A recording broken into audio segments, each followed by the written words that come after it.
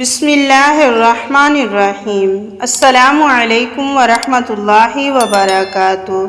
حضرت عبد الرحمن بن ابی لیلہ فرماتے ہیں کہ حضرت حذیفہ رضی اللہ تعالیٰ عنہ نے پانی طلب کیا تو ایک مجوسی آدمی چاندی کے برتن میں پانی لے آیا تو حضرت حذیفہ رضی اللہ تعالیٰ عنہ نے فرمایا، میں نے رسول اللہ صلی اللہ علیہ وسلم سے سنا، آپ صلی اللہ علیہ وسلم فرماتے ہیں کہ تم ریشم نہ پہنو اور نہ ہی دیباج پہنو، اور نہ تم سونے اور چاندی کے برتنوں میں نہ پیو اور نہ ہی سونے اور چاندی کے برتنوں میں کھاؤ، کیونکہ یہ چیزیں دنیا میں کافر کے لیے ہیں۔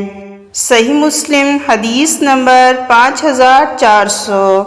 حضرت ابو ہریرہ رضی اللہ تعالیٰ عنہ فرماتے ہیں کہ معراج کی رات بیت المقدس میں نبی صلی اللہ علیہ وآلہ وسلم کی خدمت میں ایک شراب اور ایک دودھ کا پیالہ لایا گیا۔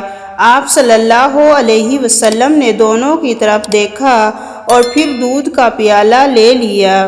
حضرت جبرائیل علیہ السلام نے آپ صلی اللہ علیہ وسلم سے کہا، تمام تعریفیں اس اللہ کے لیے ہیں کہ جس نے آپ صلی اللہ علیہ وآلہ وسلم کو فطرت کی ہدایت عطا فرمائی۔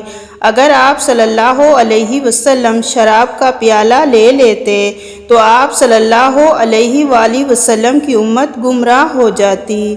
صحیح مسلم حدیث نمبر 5240۔